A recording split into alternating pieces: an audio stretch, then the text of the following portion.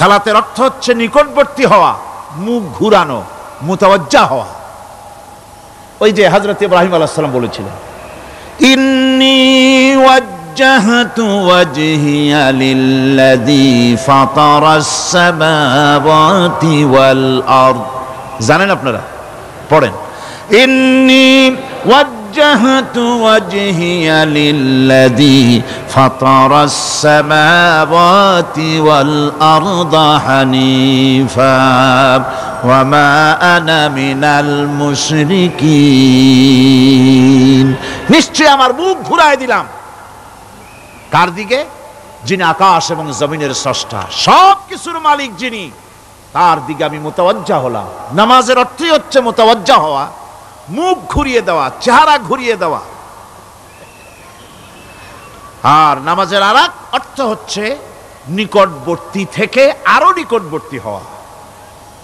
আল্লাহ রাব্বুল আলামিন বলেন, নিকটবর্তী হতে হলে ওয়াসজুদ ওয়াকতারিব, সেজদা দাও আর সেজদার মাধ্যমে আমার নিকটবর্তী হয়ে যাও।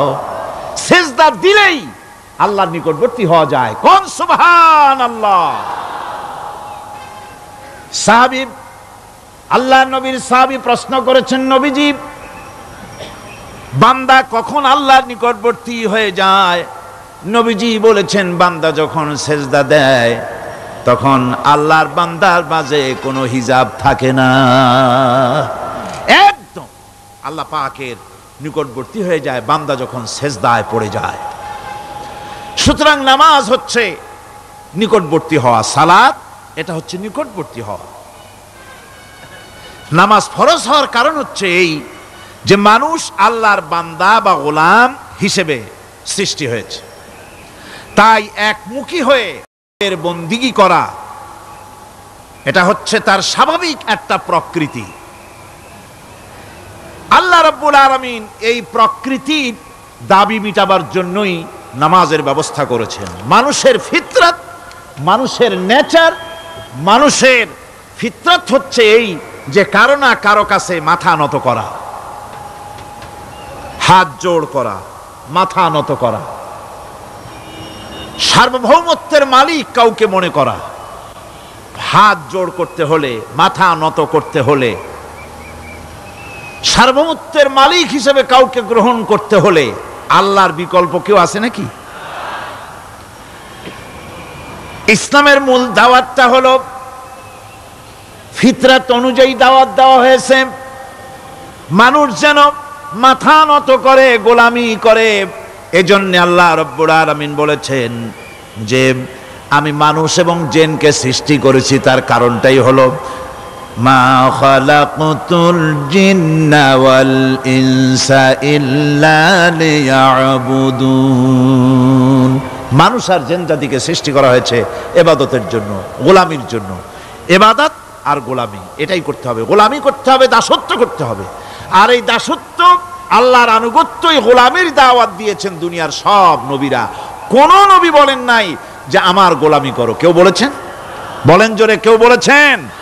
আল্লাহ পাক বলেন, ওয়ালাকাদ বা'আসনা ফি কুল্লি উম্মাতির রাসূলা আন ইবুদুল্লাহা ওয়াজতানিবুত তাগুত। প্রত্যেক জাতির জন্য আমি রাসূল প্রেরণ করেছি, তারা মানুষকে দাওয়াত দিয়েছেন এই কথা বলে যে এক আল্লাহর গোলামি করো, তিনি ছাড়া কোনো ইলাহ নাই, আইনদাতা নাই, বিধানদাতা নাই, তার গোলামি, তার সামনে মাথা নত করে দাও। নামাজ হচ্ছে তাওহীদের অবশ্যম্ভাবী এক বহির্প্রকাশ। তাওহীদের জন্য তাওহীদবাদী মানুষ যারা, তাদেরকে নামাজ আদায় করতেই হবে। আকীদা বিশ্বাসের দিক থেকে তাওহীদ যদি হয় পুরা দ্বীনের মূল উৎস, তাহলে আমলের দিক থেকে নামাজ হচ্ছে পুরা দ্বীনের মূল ভিত্তি। নামাজ হচ্ছে আমলের মূল ভিত্তি, এর বাস্তবায়ন ছাড়া দ্বীন পূর্ণ হয় না।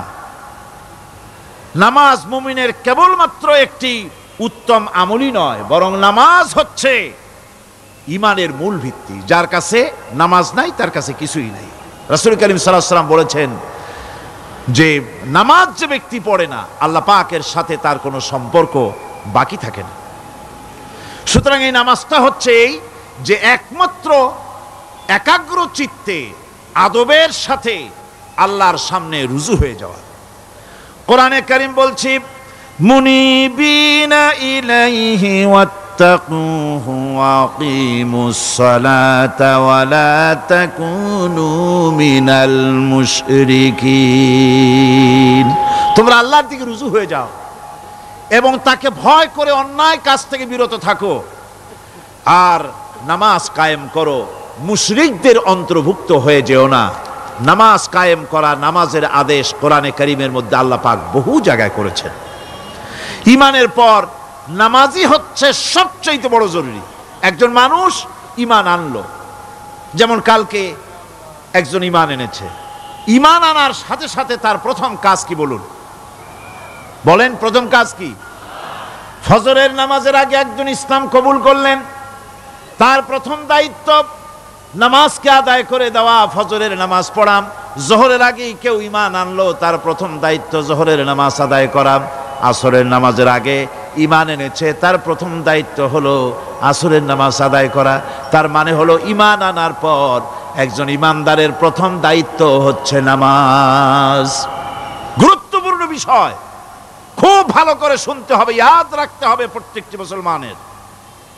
এই নামাজ কি জিনিস, কেমনে আদায় করতে হবে, আদায় না করলে কি হবে, গুরুত্বপূর্ণ এই কথাগুলি প্রত্যেকের স্মরণ রাখতে হবে। কিয়ামতের দিন মানুষ যে জাহান্নামে যাবে, জাহান্নামের জন্য, জাহান্নামে যে সব কারণে যাবে তার মধ্যে বড় কারণ কালকে বলেছিলাম, দেখি মনে আছে নাকি? বড় কারণ কয়টা? কয়টা? আলহামদুলিল্লাহ মনে আছে। আল্লাহ রাব্বুল আলামিন বলেন, ইয়াতাসাআলুনা আনিল মুজরিমিন। কিয়ামতের দিন অপরাধীদেরকে জিজ্ঞেস করা হবে, মা সালাকাকুম ফি সাকার, জাহান্নামে কেন আসছো? জবাবে তারা বলবে, ক্বালু লাম নাকু মিনাল মুসাল্লিনা ওয়া লাম নাকু নুতঈমুল মিসকিন। নামাজ পড়ি নাই আর এতিম মিসকিনদের খেতে দেই নাই, এই কারণেই জাহান্নামে এসেছি। কল নাউযুবিল্লাহ। নামাজ যারা পড়বে না জাহান্নামে যেতে হবে। কোথায় যেতে হবে? আকীদাগত দিক থেকে ঈমান হলো তাওহীদের স্বীকৃতি, আর আমলের দিক থেকে নামাজ হচ্ছে তাওহীদের বহিঃপ্রকাশ। আপনি মুসলমান তা প্রমাণ হবে নামাজ দিয়ে। নামাজহীন ঈমানের দাবি মূল্যহীন। যার নামাজ নাই তার ঈমানের দাবি করার কোনো মূল্যই নেই। অনেক এরকম কথা বলে, হুজুর আমি মানুষটা নিতান্ত খারাপ না, যাই মনে করেন, গ্রামে রাস্তা বানাইছি, ব্রিজ করে দিয়েছি, কালভার্ট করেছি, এতিম মিসকিনরে তাও মাঝে মধ্যে খাবার দেই, বিধবারে কাপড় চোপড় দেই, মানুষটা আমি নিতান্ত খারাপ না, তবে এই মাঝে মধ্যে একটু নামাজ পড়ি না, তাতে কি আমার ঈমান নষ্ট হয়েছে নাকি? আমি বলি, ভাই ঈমানই তো নাই, নষ্ট হবে কি? ঈমান থাকলে না নষ্ট হবে? ঈমান নাই। সুতরাং একজন মুসলমান যদি নামাজ না পড়ে, নিজেকে মুসলমান বলে দাবি করার কোনো হক তার নাই, দাবি করার অধিকার নাই। নামাজ হচ্ছে জিন্দেগি, নামাজটাই মূলত জিন্দেগি। নামাজটা কি? জিন্দেগি। আল্লাহ রাব্বুল আলামিন শিখাচ্ছেন, কুল ইন্না সালাতি ওয়া নুসুকি ওয়া মাহইয়ায়া ওয়া মামাতি লিল্লাহি রাব্বিল আলামিন। মুহাব্বতের সাথে সবাই পড়েন, কুল ইন্না সালাতি ওয়া নুসুকি ওয়া মাহইয়ায়া ওয়া মামাতি লিল্লাহি রাব্বিল আলামিন। বলো আমার নামাজ, বলো আমার নামাজ, আমার কোরবানি, আমার হায়াত, আমার মত সবকিছুই আল্লাহ রব্বুল আলামিনের জন্য নিবেদিত। আমার বেঁচে থাকা, আমার মরে যাওয়া সব আল্লাহর জন্য। সে আল্লাহ রব্বুল আলামিন, তার জন্য সবকিছু নিবেদিত করতে হবে। আল্লাহ পাকের গোলাম আমাদের বানিয়েছেন, আল্লাহ আমাদের গোলামি করা লাগবে। আর গোলামির নমুনা যাকাত দিয়া, হজ দিয়া, দান দিয়া, সদকা দিয়া, কোন জিনিস দিয়ে নামাজের মতো গোলামির উৎকৃষ্ট প্রমাণ বা নমুনা আর কিছুতে নাই।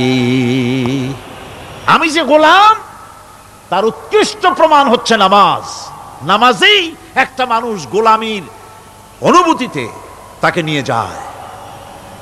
বাদশাহ হোক, মন্ত্রী হোক, পীর হোক, মৌলানা হোক, মুহাদ্দিস হোক, বড় লোক হোক, গরিব হোক, পুরুষ হোক, নারী হোক, যাই হোক, নামাজে দাঁড়াইলো, একেবারে কান্ডারে ধরিয়া কানের কাছে হাত দিয়া, হাত দুটো বাঁধিয়া মাথা নিচের দিকে দিয়ে দাঁড়ায় গেল। কিসের মতো?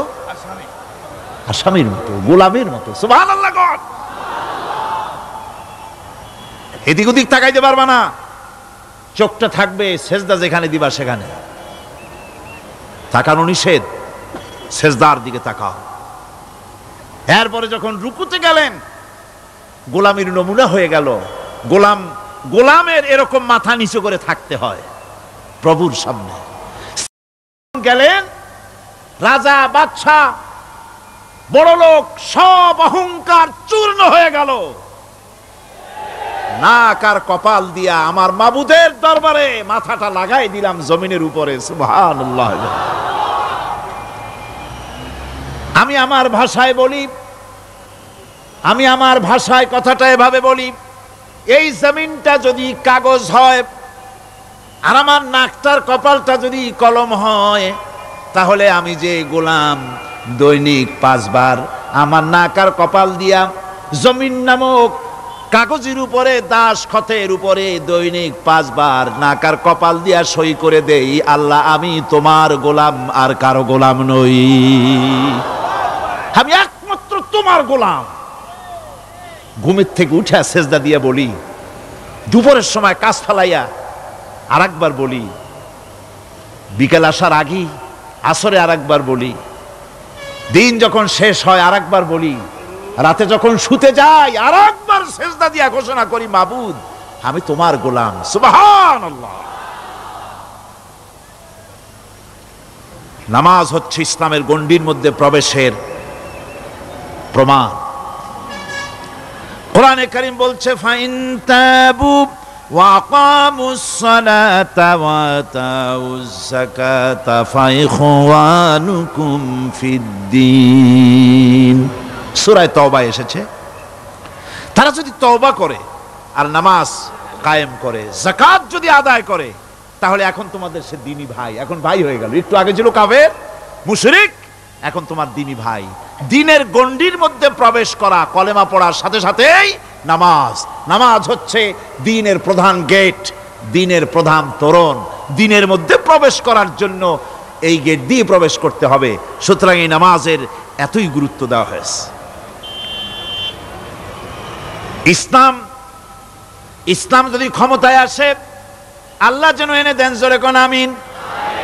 ইসলাম যদি ক্ষমতায় এসে যায়, রব্বুল আলামিন তাফসীরে মাহফিল, কোরআন সামনে নিয়ে আশা করে তোমার দরবারে দোয়া করি, এই বিশাল জনসমুদ্রের দোয়া কবুল করো মাবুদ গো, এই বাংলাদেশকে ইসলামের দেশ বানাইয়া দাও।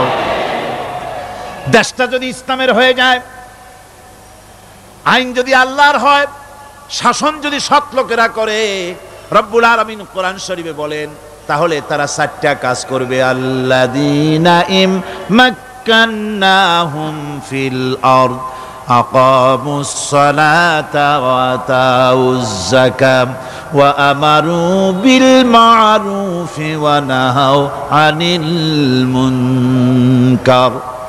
মুমিনেরা ক্ষমতায় এসে প্রথম যে কাজটা করবে, প্রথমে ক্ষমতা এসেই নামাজ বাধ্যতামূলক করবে। প্রথম কি? ওয়াজ নসিহতে অনুরোধ করা হবে না, বাবাজিরা আল্লাহর রাস্তায় নামাজটা পড়ে না। রেডিও এবং টেলিভিশনের মাধ্যমে রাষ্ট্রপ্রধান অর্ডার করে দিবেন, যারা আকেল বালিগ সকলের জন্য নামাজ বাধ্যতামূলক, নামাজ পড়তেই হবে, এটা অর্ডার। বেলা যখন 1টা বেজে যাবে, বেলা যখন 1টা বাজবে, সমস্ত মসজিদে আজান শুরু হয়ে যাবে। আজানের সাথে সাথে অফিস, আদালত, কল কারখানা, ক্ষেত খামার, শিক্ষাঙ্গন সব ডেডলক হয়ে যাবে। আধা ঘন্টার জন্য বন্ধ হয়ে যাবে।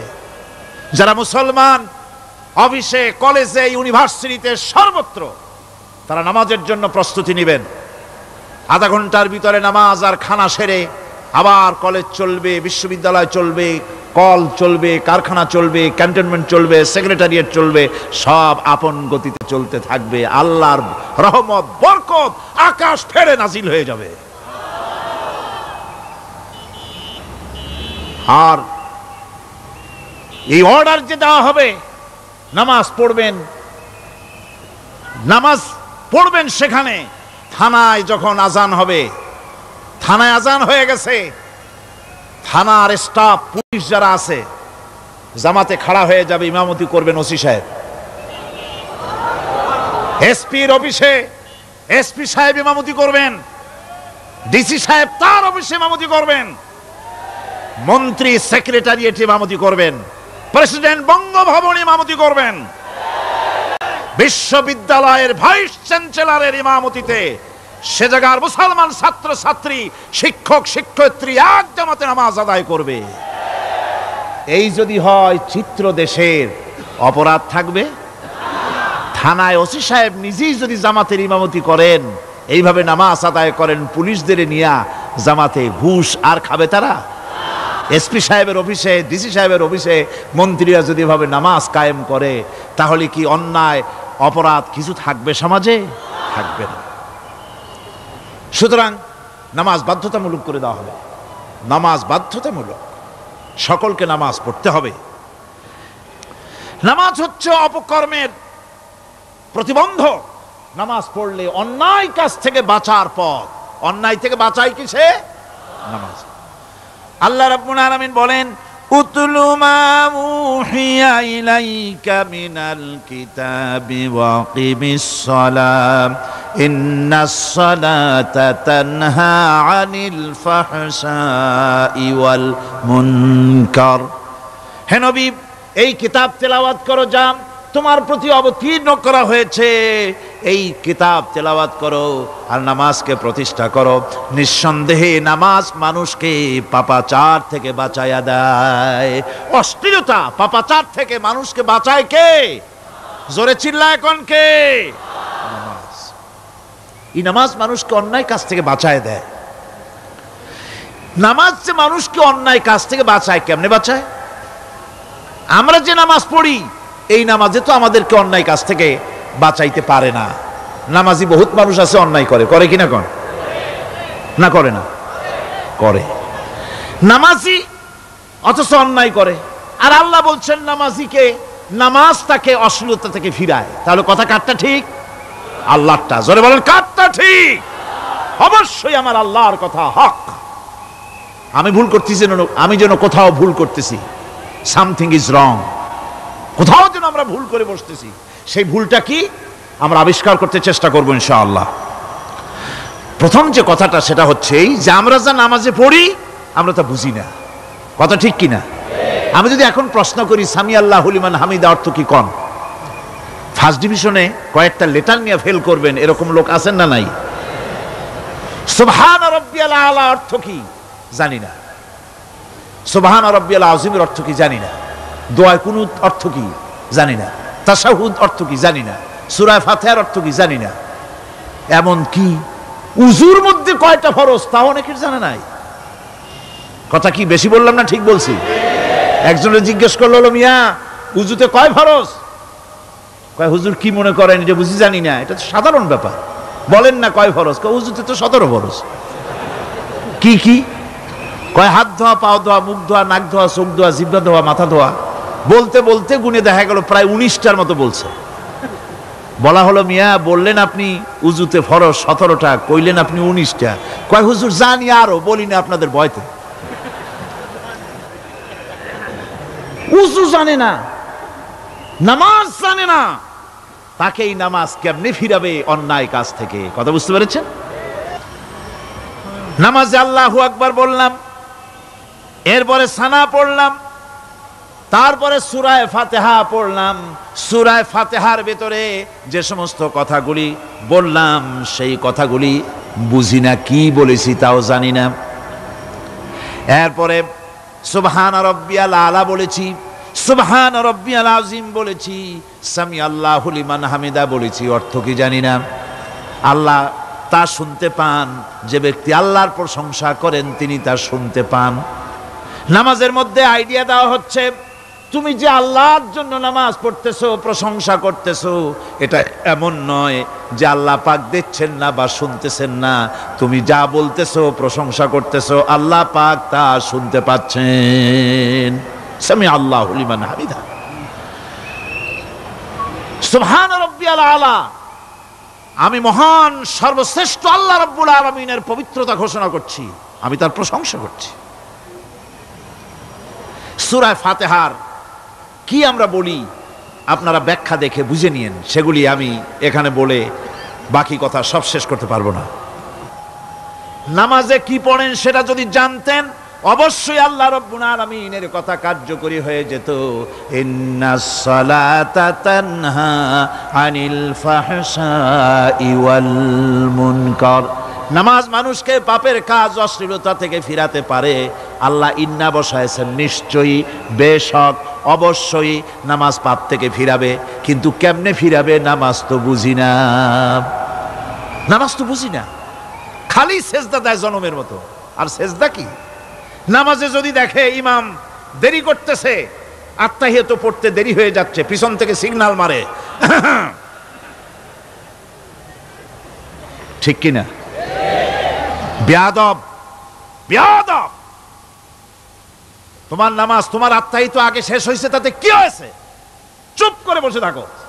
ইমামকে কাশি দিয়া সতর্ক করার অধিকার তোমার নাই। যদি ইমামকে সতর্ক করার জন্য কাশি দিয়ে থাকো, তোমার নামাজ ফাসেদ হয়ে যাবে। এটা ফাজলামি করার জায়গা না, এটা নামাজ। এর নাম কি? ধীরে সুস্থে নামাজ পড়তে হবে। অনেকে মসজিদটারে মনে করে জেলখানা, ঢুকতে যত দেরি, বেরোতে পারলে যেন বাসে যান ছটফট করে। সিনেমার মধ্যে গিয়ে ঘন্টার পর ঘন্টা বসে থাকে, খারাপ লাগে না? মসজিদে কেরাত যদি একটু লম্বা পড়ে, পিছনে বসে খালি কি যে করে মনে মনে বলতে থাকে যে ইমাম এমন কাঁচা ছাড়া ছাড়ি না। আর গান যখন শোনে, শুনতেই থাকে, কত মজা, ঘুম আসে না। নাউযুবিল্লাহ। সুতরাং নামাজে কি পড়েন সেটা আপনাকে বুঝতে হবে। সঠিকভাবে নামাজ পড়ার পরও যদি কোনো মানুষের সঠিকভাবে, ভালো করে শোনেন, সঠিকভাবে নামাজ পড়ার পরেও যদি কোনো মানুষ পাপের থেকে না ফেরে, তাহলে বুঝতে হবে একথা, পানি আর সাবান দিয়া কাপড় ধুলে কাপড়ের ময়লা যাবে, কিন্তু পানি আর সাবান দিয়া কয়লা জনমের মতো ধুইলেও কয়লার ময়লা যাবে না। কথা বুঝে আসছে? এর থেকে আর উত্তম দৃষ্টান্ত আমার কাছে নাই। নামাজ পড়ার পরেও যদি চরিত্র ভালো না হয়, বুঝতে হবে নামাজ হচ্ছে না, কাঙ্ক্ষিত মানের নামাজ আদায় হচ্ছে না। আল্লাহর নবী বলেছেন, যার নামাজ পাপ কাজ হতে ফিরাতে পারলো না, তার নামাজ নামাজি নয়। আবার শুনুন, রাসূল বলছেন, যার নামাজ তাকে পাপের কাজ থেকে ফিরাতে পারলো না, তার নামাজ নামাজ নয়। ওইটা নামাজ হয় নাই, যার জন্য তার পাপ থেকে তারে ফিরাইতে পারছে না। আর কিয়ামতের দিন বেনামাজিরা সবচাইতে বেশি অপমানিত হবে। সবচাইতে বেশি অপমানিত হবে কারা? বেনামাজিরা। কিভাবে? ইয়াউমা ইউকশাফু আন সাকিন ওয়া ইউদআউনা ইলাস সুজুদি ফালা ইস্তাতিউন। সেদিন কঠিন সময়, আল্লাহ রাব্বুল আলামিন লোকদেরকে সিজদা করার জন্য বলবেন, কিন্তু যারা বেনামাজি ছিল দুনিয়ায়, তারা সিজদা দিতে পারবে না। বলেন নাউযুবিল্লাহ। অবস্থাটা কি হবে? খাশিআতান আবসারুহুম তারহাকুহুম যিল্লাহ। তাদের দৃষ্টি নিচু হবে, লাঞ্ছনা এবং অপমান তাদের উপরে চেপে বসবে, সেজদা দিতে পারবে না। আল্লাহ আমাদেরকে ক্ষমা করুন। কিয়ামতের দিন হযরত আদম আলাইহিস সালাম থেকে শুরু করে পৃথিবীর সমস্ত মানুষের সামনে আল্লাহ রাব্বুল আলামিন সেজদা করার জন্য অর্ডার করবেন। যারা নাকি বেনামাজি ওরা আল্লাহর দরবারে সেদিন সেজদা দিতে পারবে না, লাঞ্ছিত অপমানিত হবে। জোরে কোন নাউজুবিল্লাহ।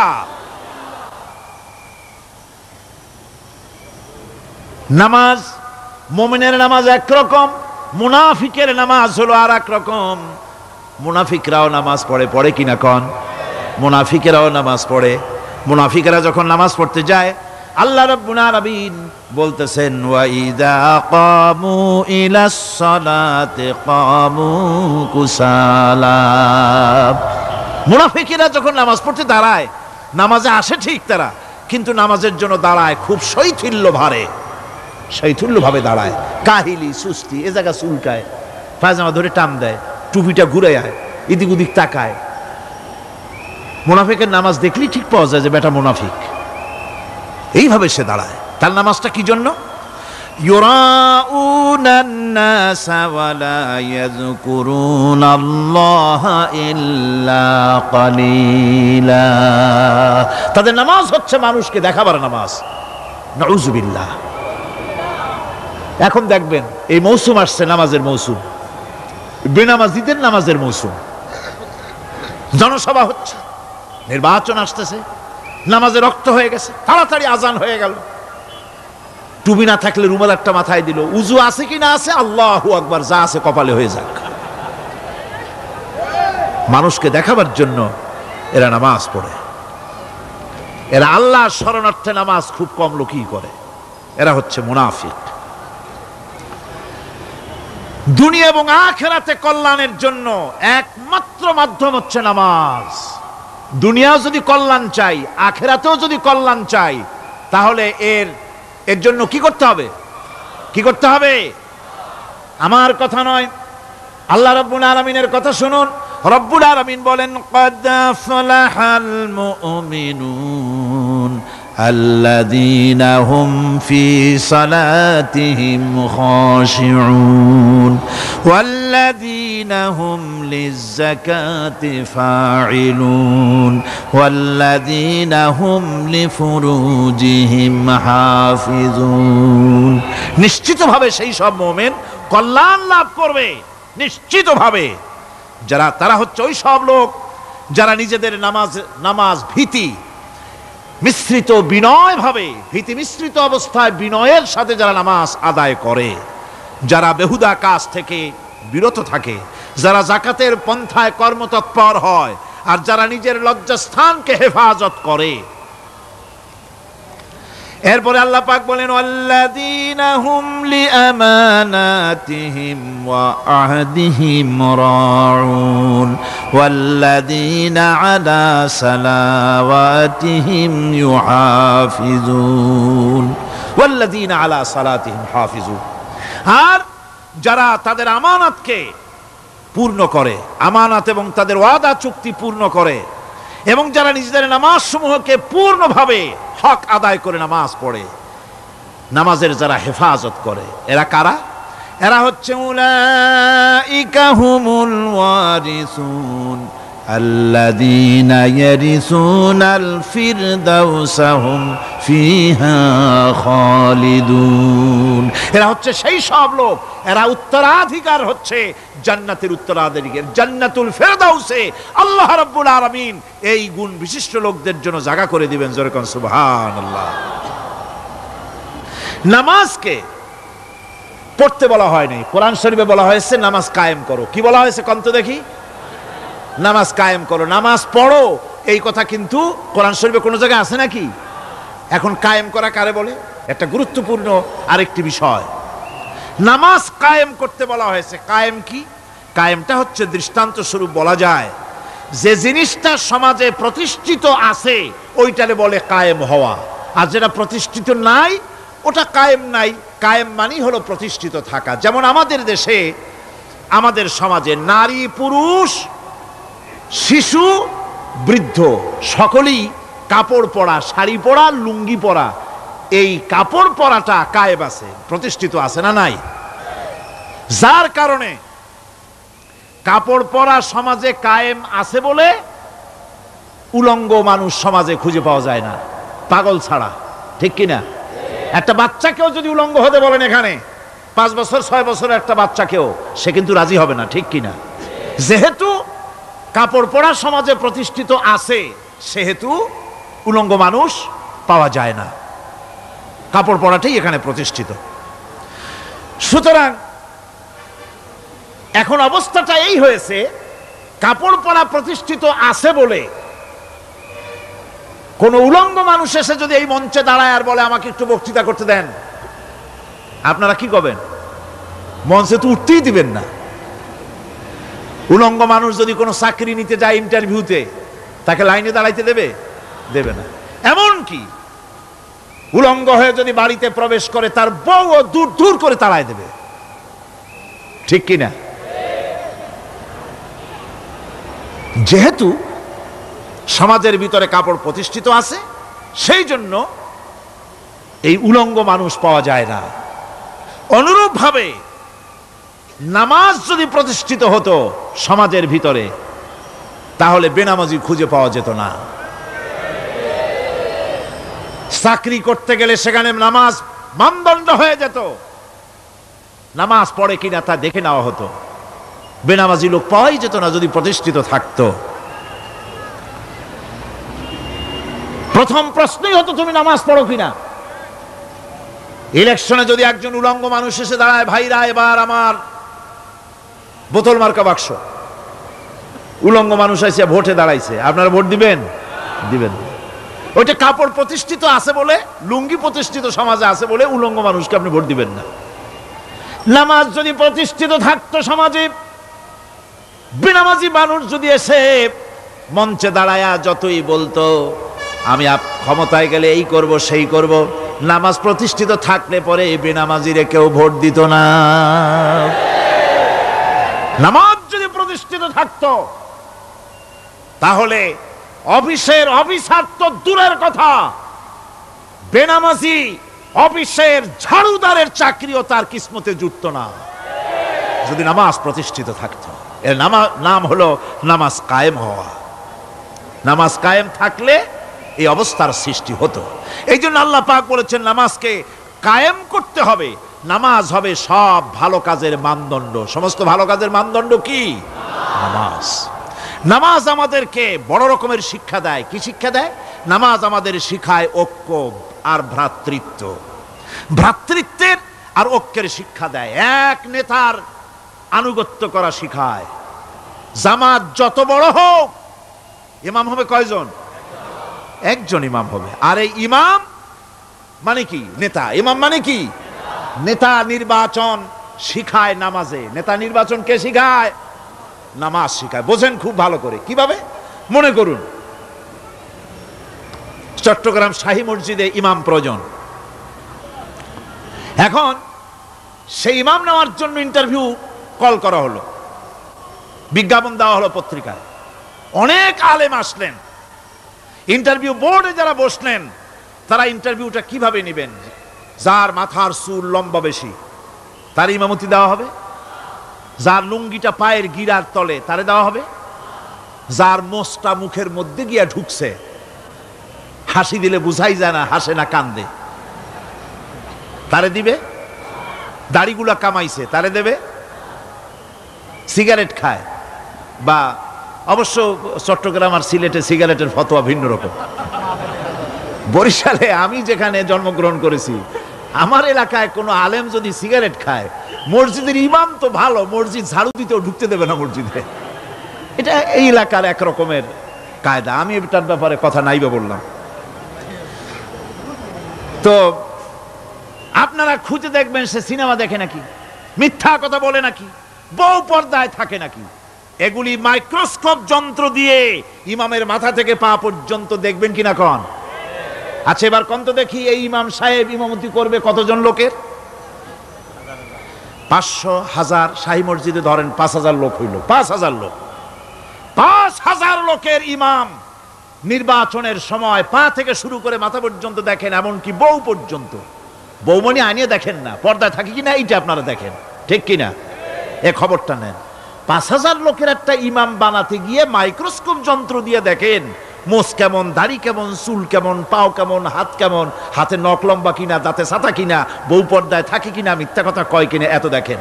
আর যখন নির্বাচন আসে তখন 2.5 থেকে 3 লক্ষ মানুষের জন্য একজন এমপি নির্বাচিত হয়। সেই ইমামকে বাছাই করার জন্য নামাজ পড়ে কিনা, জিনাকার কিনা, মদখোর কিনা, সুদখোর কিনা, ঘুষখোর কিনা, বদমাশ কিনা বাছাই করা হয় না।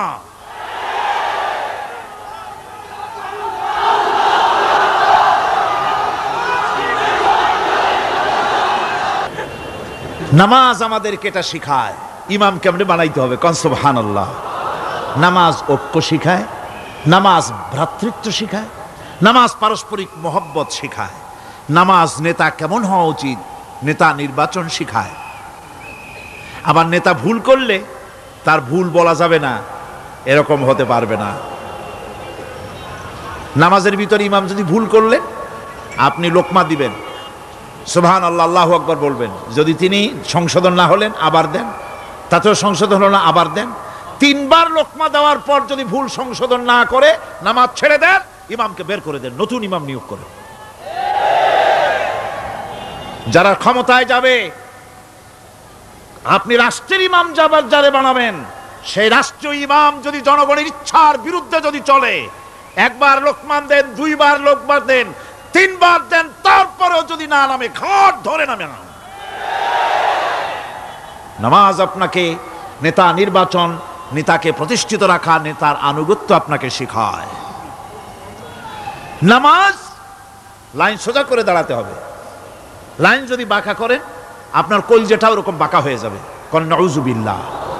নামাজের কাতারে যার কারণে নামাজের কাতার বাঁকা হবে, পুরা কাতারের জন্য আল্লাহর কাছে ওই লোকটা দায়ী হয়ে যাবে। নামাজ শৃঙ্খলা শিখায়। সুবহানাল্লাহ কইতে ইচ্ছা করে না? নামাজ শৃঙ্খলা শিখায়, শৃঙ্খলা বোধ শিখায়, সোজা হয়ে দাঁড়ায়। তারপরে ঐক্য এবং মহব্বত শিখায়। নামাজের ভিতরে যখন দাঁড়ায় গেলেন,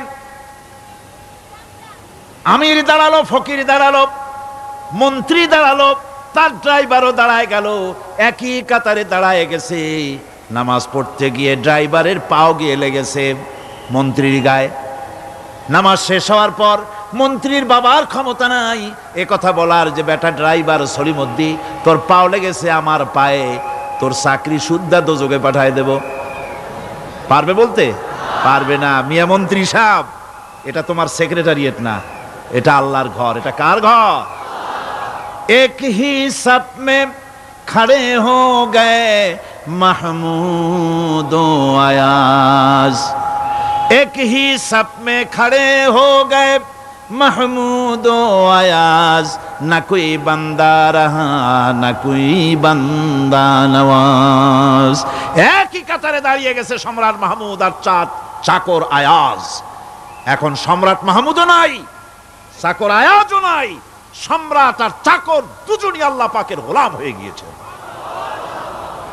তুমি মসজিদে এসেছো, তুমি আল্লাহর গোলাম। কার গোলাম? আল্লাহ পাকের গোলাম। এই জিনিস শিখায় নামাজ। নামাজ শিখায় মানুষকে পাঞ্চুয়ালিটি, নিয়মানুবর্তিতা, সময়ের জ্ঞান শিখায় নামাজ। নামাজ মানুষকে কি শিখায়? আল্লাহ রাব্বুল আলামিন বলছেন, ইন্নাস সালাতা কানাত আলাল মুমিনিনা কিতাবাম মাওকুতা। নিঃসন্দেহে নামাজ মোমেনদের নিয়মানুবর্তিতার সাথে ফরজ করা হয়েছে, তাদের উপরে নিয়মানুবর্তিতার উপরেই, সময়ের উপরে নামাজকে ফরজ করা হয়েছে। আপনার আন্দাজ মতো আপনি পড়তে পারবেন না, সময় মতো পড়তে হবে, আউয়াল ওয়াক্তে পড়তে হবে। আমার দেশের মসজিদগুলিতে ফজরের নামাজ পড়া হয় এমন সময় পূর্ব দিক ফর্সা হয়ে যায়। ইমাম সাহেব যদি ভুল করেন, নামাজ যদি দোহরাতে যান, তাহলে সূর্য উদয় হয়ে যাবে, এমন অবস্থা। নামাজ এত দেরিতে পড়া হয়। প্রত্যেক ওয়াক্তের নামাজ আউয়াল ওয়াক্তে পড়ার জন্য রাসূল সাল্লাল্লাহু আলাইহি ওয়াসাল্লাম তাগিদ করেছেন। সময়ের দিকে লক্ষ্য রাখতে বলা হয়েছে। যেই জাতির, লক্ষ্য করুন, যে জাতির দৈনিক 5 বার টাইমলি অক্ত মতো সময় মতো নামাজ আদায় করতে হয়। দুর্ভাগ্যজনক সত্য, সেই জাতির কাছে সময়ের কোনো দাম নাই, সময়ের দাম নাই। 9টার গাড়ি কয়টায় আসবে? 9টার গাড়ি কয়টায় আসবে? একদিন দেখা গেল সত্যি 9টার সময় এসে গেছে। যাত্রীরা বলছে মাশাআল্লাহ, অন্তত একটা দিন তো 9টার সময় আসলো। স্টেশন মাস্টার বলছে না, খুশি হওয়ার কারণ নাই, আজকের না, এটা গতকালকেরটা। আমার আমেরিকার সফরের সময়, যে বাড়িতে আমি আমেরিকায় থাকি, কুইন্স এলাকায়, নিউ ইয়র্ক সিটিতে, সে বাড়িওয়ালা চাকরি করে। সে আমাকে বলল 10টি বছর আমি একটা ট্রেনে যাতায়াত করি। সে বলছে রাত 3:45 ট্রেনটা আসে, ওই ট্রেনে চড়ে সে তার কর্মস্থলে যায়। বলল 10টা বছর আমি এখানে আছি, 10 বছরের ভিতরে এই ট্রেনটা 1 মিনিটের জন্য এদিক ওদিক করলো না, ঠিক 3:45 এসে হাজির হয়ে গেছে। ঝড় হোক, বৃষ্টি হোক, স্নো পড়ুক, বরফ পড়ুক, টাইমলি চলতেছে। দুনিয়ায় ভিন্ন জাতিরা যে উন্নতি করে, তার পেছনে সময়ের জ্ঞান তাদের অনেক বেশি আমাদের থেকে। কথা ঠিক কিনা? আমাদের সময়ের জ্ঞান নাই, সময়ের কোনো মূল্য আমরা দেই না। 2টার সময় মিটিং হবে, মন্ত্রী সাহেব আসেন 5টার সময়, ঠিক কিনা? বক্তৃতার জন্য সময় দেওয়া হয়েছে 20 মিনিট, নাহমাদু ওয়া নুসাল্লি আলা কইয়া সুর দিয়া 35 মিনিট গেছে নাহমাদু কইতে কইতে। সময় 20 মিনিট, তা তার মনেই নেই। এই যে সময়ের জ্ঞান নাই, এটা ব্যর্থতা। নামাজ মানুষকে সময়ের জ্ঞান শিখায়, কোন আলহামদুলিল্লাহ। এই সময়ের জ্ঞান আমাদেরকে শিখতে হবে।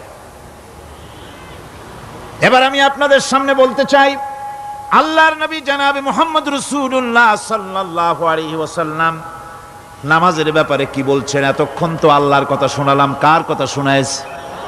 আমার আল্লাহর নবী বলেন, নবীকে প্রশ্ন করা হলো, ইয়া রাসূলুল্লাহ আইয়ু শাইইন আহাব্বু ইনদাল্লাহি ফিল ইসলাম, ইসলামের মধ্যে আল্লাহর কাছে কোন জিনিসটা বেশি প্রিয়? আল্লাহর কাছে ইসলামের কোন জিনিসটা বেশি প্রিয়? হুজুর বললেন as-সালাতু লিওয়াক্তিহা, মান তারাকা সালাতান ফালা দীন লাহু ওয়াস-সালাতু ইমাদুদ্দিন।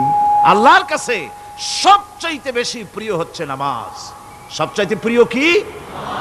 নামাজ। ওয়াক্ত মতো নামাজ আদায় করা আল্লাহ পাকের বেশি প্রিয়। আর এই নামাজ হচ্ছে দ্বীনের খুঁটি। এটা দ্বীনের কি? খুঁটি। এই যে খুঁটিগুলো আছে, খুঁটিগুলো ফালাই দিলে তারপর আপনার এই প্যান্ডেল থাকবে? থাকবে না। বিল্ডিং এর পিলার ভেঙে দেন, বিল্ডিং টিকবে? ঘরের খুঁটিগুলি উড়ায় ফেলেন, ঘর টিকবে? টিকবে না। দ্বীনের খুঁটি হচ্ছে নামাজ। লা দীনা লিমান লা সালাতা লাহু, যার কাছে দ্বীন নাই, যার কাছে নামাজ নাই, তার কাছে কি নাই? দ্বীন নাই, ঈমান নাই। আল্লাহর নবী বলেছেন, ওয়ান জাবির রাদিয়াল্লাহু তাআলা আনহু قال قال رسول الله صلى الله عليه وسلم بين العبد وبين الكفر ترك الصلاة। আল্লাহ পাকের নবী বলেন, আল্লাহর বান্দার মুমিন, আল্লাহর বান্দার কাফের, দুইজনের মধ্যে পার্থক্য হলো, যে ব্যক্তি নামাজ পড়ে সে আল্লাহর গোলাম, যে নামাজ পড়ে না সে কাফের হয়ে গেল। যে নামাজ পড়লো না সে কাফের হয়ে গেল। মান তারাকা সালাতান মুতাআম্মিদান ফাকাদ কাফারা, যে ব্যক্তি ইচ্ছে করে নামাজ ছেড়ে দিল সে কাফের হয়ে গেল। বলেন নাউযুবিল্লাহি মিন যালিক। এই জন্য নামাজ আদায় করা বাধ্যতামূলক প্রত্যেকটি মুসলমানের জন্য। রাসূল করিম সাল্লাল্লাহু আলাইহি সাল্লাম একটা দৃষ্টান্ত দিয়েছেন, কারো বাড়ির সামনে যদি একটা নাহার থাকে, একটা পুকুর থাকে, একটা খাল থাকে প্রবাহিত, এতে যদি ওই বাড়িওয়ালা দৈনিক 5 বার গোসল করে, তাহলে তার গায়ে কি কোনো ময়লা থাকে? হুজুর, সাহাবীরা বললেন না হুজুর, থাকে না। হুজুর বললেন এটাই হলো নামাজের দৃষ্টান্ত। 5 ওয়াক্ত নামাজ যে আদায় করবে সে গুনাহ থেকে আল্লাহ পাক তাকে পবিত্র করে দিবেন। সুবহানাল্লাহি বিহামদি। আমার ভাইয়েরা, নামাজ পড়লে পরে এক জুমা থেকে আর এক জুমা পর্যন্ত মানুষ যে সমস্ত গুনাহ করে, কবিরা গুনাহগুলি বাদে, শিরক আর কবিরা গুনাহগুলি বাদে যত গুনাহ আছে তার কাফারা হয়ে যায়। নামাজ যে সঠিকভাবে আদায় করবে, এই নামাজটা একটা কঠিন কাজ। নামাজটা কি কাজ? কে বলতেছেন এ কথা? আল্লাহ পাক। ওয়া ইন্নাহা লাকাবীরাতুন ইল্লা আলাল খাশিঈন। নামাজ একটা ভারী জিনিস, একটা কঠিন জিনিস। কাদের জন্য কঠিন নয়? যারা নাকি আল্লাহ পাককে ভয় করে। আল্লাযীনা ইয়াযুন্নুনা আন্নাহুম মুলাকু রাব্বিহিম ওয়া আন্নাহুম ইলাইহি রাজিউন। যারা নাকি একথা মনের ভিতরে ধারণা করে যে আল্লাহ রাব্বুল আলামিনের দরবারে আমার হাজির হওয়া লাগবে, মোলাকাত করা লাগবে, এই চিন্তা যারা করে তাদের জন্য নামাজ মোটেই কষ্টকর নয়, নামাজ মোটেই তাদের জন্য অসহনীয় নয়, বোঝা নয়, ভার নয়। তারা নামাজ আদায় ঠিকই করবে। এই জন্যে বিবি বাল বাচ্চা সকলকে নামাজের জন্য তাগিদ করতে হবে। যত ভাই এখানে এসেছেন নিজেরা পড়বেন, বিবি বাল বাচ্চাকে তাকিদ করবেন। আল্লাহ পাক বলছেন ওয়ানজির আশীরাতাকাল আকরাবিন, তোমার নিকটবর্তী যারা আছে তাদেরকে তুমি আল্লাহর ভয় দেখাও, নামাজের জন্য তাদেরকে বলো, আল্লাহর ভয় তাদের অন্তঃকরণের মধ্যে সৃষ্টি করে দাও। আর এই নামাজ পড়তে হবে জামাতের সাথে। নামাজ পড়তে হবে কিসের সাথে? জামাতের সাথে। রাসূল করিম সাল্লাল্লাহু আলাইহি ওয়াসাল্লাম বলছেন, হুজুরের কাছে, আল্লাহর নবীর কাছে হযরতে আবু হুরায়রা রাদিয়াল্লাহু তাআলা আনহু হাদিসটি বর্ণনা করেছেন। হুজুরের কাছে একজন অন্ধ লোক এলো। সেই অন্ধ লোক এসে বললেন, হুজুর আমি তো চোখে দেখি না, জামাতের যে গুরুত্বের কথা আপনি বললেন, আমাকে কি রুখসত দেওয়া যায় নাকি? আমি অনেক সময় সাথী সঙ্গী পাই না, আমাকে কি রুখসত দেওয়া যায় নাকি? হুজুর বললেন, হ্যাঁ তোমাকে রুখসত দেওয়া গেল। অন্ধ যখন হেঁটে যাচ্ছিলেন, নবীজি তাকে আবার ডাকলেন, ডেকে জিজ্ঞেস করলেন, অন্ধ নামাজের মসজিদের আজান কি তোমার কানে যায়? বলে, হ্যাঁ আমি আজান শুনি। হুজুর বললেন, আজানের জবাব দিবা, মসজিদে এসে জামাতে নামাজ পড়বা। একজন অন্ধকে রুখসত দেওয়া হয় নাই। মসজিদে আজান শোনার পর ঘরে বসে যদি নামাজ আদায় করেন, নামাজের হক আদায় হবে না। হুজুর সাল্লাল্লাহু আলাইহি ওয়াসাল্লাম বলেছেন, মসজিদে আজান হওয়ার পর যে ব্যক্তি ঘরে বসে নামাজ পড়ে, আমার ইচ্ছা হয় ঘরটা আগুন দিয়ে জ্বালায় দেই। কে বলতেছেন? রাহমাতুল লিল আলামিন বলতেছেন। রাহমাতুল লিল আলামিন বলতেছেন, ঘরের মধ্যে যদি মেয়ে লোক আর বাচ্চারা যদি না থাকতো, তাহলে আমার ইচ্ছা হয় আমি বলি আগুন দিয়ে ঘরটারে জ্বালায় দাও। এই ঘরের মহব্বতেই তো সে বাইর হয় না। নামাজের এত বড় গুরুত্ব দেওয়া হয়েছে। আমার বন্ধুগণ, এই নামাজের জামাতি আল্লাহর নবী জীবনের শেষ নামাজ জামাতে আদায় করেছেন। জীবনের শেষ নামাজটাও জামাতে আদায় করলেন। তখন তার এমন অবস্থা, এত অসুস্থ, দাঁড়াতে পারেন না, হাঁটতে পারেন না। দুইজন সাহাবীর কাঁধের উপরে ভর করে তারপরে বহু কষ্ট করে মসজিদে গিয়ে নামাজ আদায় করেছেন। খুতবা দিয়েছেন, বললেন, খুতবা দিতে গিয়ে বললেন, আজ থেকে মসজিদে নববীর চতুর্দিকের সকলের দরজা বন্ধ হয়ে যাবে, শুধু আবু বকরের দরজাটা খোলা থাকবে। আল্লাহর নবী বললেন, আল্লাহ রাব্বুল আলামিন এই পৃথিবীতে তার এক বান্দাকে জাগতিক সব সম্পদ দিতে চেয়েছিলেন, কিন্তু সে বান্দা সব জাগতিক সম্পদকে উপেক্ষা করে মাবুদের সঙ্গে দেখা করা বেশি জরুরি, বেশি পছন্দ মনে করেছেন। এতটুকুন কথা নবীজি বললেন, কেউ কিছু বুঝলো না। হযরতে আবু বকর রাদিয়াল্লাহু তাআলা আনহু হুজুরের এই কথা শুনে কাঁদতে কাঁদতে তিনি অস্থির হয়ে যাচ্ছেন। সাহাবীরা চিন্তা করলেন, হুজুর কার না কার কথা বলেছেন, তাতে কান্নার কি আছে? বয়োবৃদ্ধ, জ্ঞান বৃদ্ধ হযরতে আবু বকর রাদিয়াল্লাহু তাআলা আনহু বুঝতে পেরেছেন, এই পৃথিবীর সব সম্পদ তো আল্লাহ হুজুরকেই দিতে চেয়েছিলেন। তিনি সমস্ত সম্পদকে উপেক্ষা করে তার মাবুদের সঙ্গে দেখা করার জন্য প্রস্তুতি নিয়েছেন। তার মানে হলো আল্লাহর নবী বিদায় হয়ে যাবেন, আমরা নবী থেকে এতিম হয়ে যাব। নবীজি ঘরের মধ্যে প্রবেশ করলেন, প্রচন্ড জ্বর এলো। এই প্রচন্ড জ্বর নিয়ে তিনি শুয়ে আছেন, কখনো বেহুশ কখনো হুশ। এর মধ্যে সারা আজান হয়ে গেল। সাহাবীরা বহুক্ষণ অপেক্ষা করে হযরত আবু বকরের ইমামতিতে নামাজ শুরু করলেন। হুজুরের হুশ এলো, প্রশ্ন করলেন, আয়েশা রে এখন কোন সময়? হযরত আয়েশা বলেন, ইয়া রাসূলুল্লাহি, মসজিদে নববীতে নামাজ শুরু হয়ে গেছে। সাহাবীরা অনেকক্ষণ অপেক্ষা করে আমার বাবার ইমামতিতে নামাজ পড়তেছে সবাই। কিন্তু সাহাবীরা কেঁদে কেঁদে নামাজের মধ্যেই কাঁদতে কাঁদতে অস্থির হয়ে যাচ্ছে। তাদের মনের ধারণা হয়েছে নবীজির পেছনে নামাজ পড়ার কিসমত থেকে তারা মাহরুম হয়ে গেল।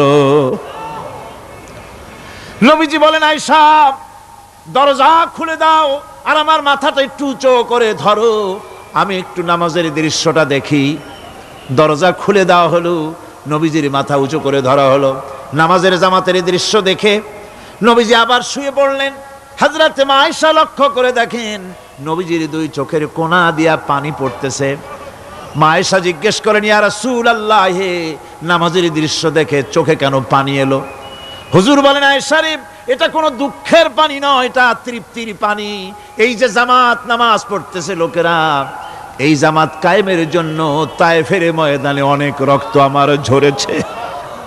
উহুদের ময়দানে দান্দান মুবারক শহীদ হয়েছে, সাহাবায়ে কেরাম জীবন দিয়েছে। এই যে জামাত আমি দেখতে পেলাম, ভবিষ্যতের একটা ছবি যেন চোখে ধরা পড়লো। আমার মনে হলো কিয়ামত পর্যন্ত এই পৃথিবীতে আমার যত উম্মত আসবে তারা এইভাবে করে জামাতে নামাজ আদায় করবে। নবীজির মাথার কাছে মালাকুল মউত যখন এসে গেছেন, আমার ভাইরা, এই পৃথিবীতে যত নবীরা এসেছিলেন মৃত্যুর সময় সমস্ত নবীরা শেষ কথা যেটা বলেছেন, হাদিস, সমস্ত নবীরা উম্মতের জন্য মৃত্যুর মুহূর্তে শেষ কথা যেটা বলেছেন সেটা হলো আসসালাত, আসসালাত, নামাজ, নামাজ। আমার নবী যখন বিদায় হয়ে যান, বিদায় মুহূর্তে মেয়ের কথা বললেন না, কলিজার টুকরা নাতির কথা বললেন না, জামাইয়ের কথা বললেন না, স্ত্রীর কথা বললেন না, মৃত্যুর সময় শেষ কথা বললেন আসসালাত, আসসালাত ওয়া মা মালাকাত আইমানুকুম, নামাজ, নামাজ, আমার উম্মতেরা নামাজ, আমার উম্মতেরা নামাজ ছেড়ে দিও না, নামাজ। যেই নবী উম্মতের জন্য এত কাঁদলেন, নামাজের জন্য এত কথা বলে গেলেন, আল্লাহ রাব্বুল আলামিন নামাজের জন্য এত নির্দেশ করলেন, নবী ইন্তেকালের সময় নামাজের কথা বলে দিলেন, সেই মুসলমান আজ নামাজ আদায় করে না, নামাজ পড়ে তো নামাজ শুদ্ধ হয় না। হযরতে হুযায়ফা রাদিয়াল্লাহু তাআলা আনহু তিনি একবার ইয়েমেন সফর করেছিলেন, এক মসজিদে নামাজ পড়লেন, একজনকে তিনি নামাজ পড়তে দেখলেন, নামাজ পড়তে দেখে তিনি অপেক্ষা করলেন, লোকটার নামাজ হয়ে যাওয়ার পর তিনি প্রশ্ন করলেন, আল্লাহর বান্দা, তুমি কতদিন এরকমের নামাজ পড়তেছ? তিনি বললেন, প্রায় 40 বছর তো হবে আমি এরকম নামাজ পড়তেছি। হযরতে হুযায়ফা বলেন, তুমি কি আমারে চেনো? কয়, না, চিনি না। হযরত হুযায়ফা বললেন, আল্লাহর বান্দা শোনো, আমি হচ্ছি আল্লাহর নবী মুহাম্মদুর রাসূলুল্লাহ সাল্লাল্লাহু আলাইহি সাল্লামের সাহাবী হুযায়ফা। ও আল্লাহর বান্দা, তুমি যেভাবে নামাজ পড়েছো এই রকম যদি 40 বছর নামাজ পড়ে থাকো, আল্লাহর কসম করে বলি, নবীজি যে নামাজ শিখাইছেন তোমার সে নামাজ হয় নাই, রাসূলুল্লাহর নামাজ হয় নাই। নামাজ পড়লেই হবে না, রাসূলুল্লাহ বলেছেন, সাল্লু কামা রাআইতুমুনি উসাল্লি, নামাজ পড়ো সেইভাবে যেভাবে আমারে পড়তে দেখো। বিশ্বাস করুন ভাইরা, নামাজ যদি না হয়, হরতাল করিয়া, মিছিল করিয়া, বিক্ষোভ করিয়া, যে কোনো আন্দোলন করে ইসলামকে বিজয়ী করা যাবে না যতক্ষণ পর্যন্ত নামাজ সহি না হবে। নামাজ হচ্ছে ফাউন্ডেশন, নামাজ নাই কিচ্ছু নাই। ঠুকঠাক করে 2টা সেজদা দিয়ে উঠে যাবেন, আপনার ইসলামী আন্দোলনের 4 পয়সার দাম নাই। নামাজ আগে, জিহাদের ময়দানেও নামাজ, যেখানে আছেন ওখানেই নামাজ পড়তে হবে, আর তা পড়তে হবে আদবের সাথে, মুহাব্বতের সাথে। আপনারা বিরক্ত হচ্ছেন না তো? নামাজ, নামাজ, এই নামাজ হচ্ছে মুসলমানদের সবচেয়ে বড় জিনিস।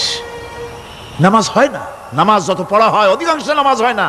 নামাজের ভিতরে তাদিল আরকান, তাদিল করা ওয়াজিব। যতক্ষণ দাঁড়িয়ে থাকবেন, রুকুতে থাকবেন, যতক্ষণ দাঁড়ায় থাকবেন ততক্ষণ, অন্তত 1 তাসবিহ পরিমাণ তো বটেই। যদি তা না হয়, রুকুত থেকে দাঁড়ালেন, সেজদায় চলে গেলেন, ওয়াজিব তরক হলো, সেজদা দিলেন না, নামাজ ফাসেদ হয়ে গেল, নষ্ট হয়ে গেল নামাজ। এটা পাগলামি না। নামাজ সহিভাবে আদায় করতে হবে। নামাজ থেকে দাঁড়াবেন, রুকুর থেকে দাঁড়ায় গেলেন, বলবেন রব্বানা লাকাল হামদ। কোন রব্বানা লাকাল হামদ হামদান কাসীরান তাইয়্যিবান মুবারাকান ফিহি। একজন সাহাবী এই দোয়াটা পড়ছিলেন। নামাজ শেষ করে আল্লাহর নবী প্রশ্ন করলেন, নামাজের ভিতরে অতিরিক্ত এই কথাগুলি কে বলেছো? সাহাবী ভয় পেয়ে গেলেন। ভয় ভয় তিনি বললেন, হুজুর আমি বলেছি। হুজুর বললেন, তুমি জানো না আমি নবী, তুমি নবী না, আমি যা দেখি তুমি দেখতে পাও না। তুমি যখন এই দোয়াটা পড়তেছিলে আমি লক্ষ্য করেছিলাম আল্লাহর রহমতের ফেরেশতারা প্রতিযোগিতা করতেছিল তোমার আমল নামায় কে কত বেশি নেকি লিখবে। রুকুতে দাঁড়ায়া এটা পড়বেন, সেজদায় চলে যাবেন, দুই সেজদার মাঝখানে ততক্ষণ বসে থাকবেন যতক্ষণ একটা সেজদার ভিতরে ছিলেন। পড়বেন আল্লাহুম্মা গফিরলি ওয়ারহামনি ওয়াহদিনি ওয়াফিনি ওয়ারজুকনি। নামাজের মধ্যে দোয়া করতেছেন, আল্লাহ আমারে ক্ষমা করে দাও। এসব দোয়া সব হুজুরের। আমাকে ক্ষমা করো, আমাকে হেদায়েত দাও, আমাকে সুস্থ করো, আমাকে রহম করো, আমাকে রিজেক দাও। কও সুবহানাল্লাহ। নামাজের ভিতরে দোয়া কবুলের সময়, নামাজের সেজদার ভিতরে দোয়া কবুল হয়। এইভাবে করে রাসূল করিম সাল্লাল্লাহু আলাইহি ওয়াসাল্লামের নামাজটা কেমন হাক্কানি উলামাদের কাছ থেকে জেনে নেবেন।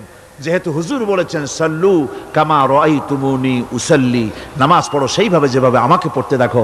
নামাজের ভিতরে একাগ্রতা লাগবে, ভালোবাসা লাগবে, ভয় লাগবে, মুহাব্বত লাগবে। পরিপূর্ণ সময় নিয়ে শান্তিপূর্ণভাবে নামাজ পড়তে হবে। আর যত তাড়াহুড়া সব হচ্ছে নামাজের মধ্যে, ঠিক কিনা ভাইরা? রাসূল করিম সাল্লাল্লাহু আলাইহি ওয়াসাল্লামের যে নামাজ, হুজুর যেভাবে নামাজ পড়েছেন হাদিসে যা পাওয়া যায়, হাদিসে বুখারীতে সব আছে, দেখে নেবেন, সেইভাবে নামাজটা আদায় করে নেবেন। কিয়ামতের দিন আল্লাহ রাব্বুল আলামিন সর্বপ্রথম বান্দাকে প্রশ্ন করবেন কি? বুখারী শরীফে এসেছে, আন আবি হুরায়রা রাদিয়াল্লাহু তাআলা قال سمعت رسول الله صلى الله عليه وسلم يقول إنما يحاسب به العبد يوم القيامة من عمله صلاته। বুখারী শরীফের হাদিস। আল্লাহ রাব্বুল আলামিনের নবী বলেন, হযরত আবু হুরায়রা হাদিস খানা বর্ণনা করেছেন, তিনি বলেন যে আমি রাসূলের মুখে শুনেছি কিয়ামতের দিন আল্লাহ রাব্বুল আলামিন সর্বপ্রথম তার বান্দার কাছে প্রশ্ন করবেন, বান্দা নামাজ আদায় করেছিলি কিনা? নামাজ সর্বপ্রথম প্রশ্ন। যেরকম সর্বপ্রথম প্রশ্নটা কি? নামাজ। এই নামাজ আপনার বাচ্চাদেরকে যখন 7 বছর বয়স হবে নামাজের হুকুম করবেন। 10 বছরে নামাজ না পড়লে প্রহার করতে বলা হয়েছে। নামাজের জন্য কড়াকড়ি করতে হবে। পুরুষ নারী মেয়েদের মাসের ভিতরে কখনো কখনো তাদের যে সমস্ত মাসলা মাসাইল আছে সেই অনুযায়ী কখনো তাদের ক্ষমা আছে, বাকি তাদের নামাজ পড়তে হবে। আর পুরুষের জন্য পাগল হয়ে যাওয়া, বেহুশ হয়ে যাওয়া ছাড়া নামাজ মাপ নাই, নামাজ পড়তেই হবে। এই যে নামাজ, যে নামাজ না হলে ঈমান থাকবে না, ঈমান নষ্ট হবে, কিয়ামতে জাহান্নামে যাওয়া লাগবে, এসব কথা শোনার পর আজকের তাফসীরুল কোরআন মাহফিলে আমরা কি ওয়াদা করতে পারি যে আমরা মালাকুল মউত যতক্ষণ পর্যন্ত আমাদের মাথার কাছে না আসবে নামাজ ছেড়ে দেব না? এই ওয়াদা কি করতে পারি?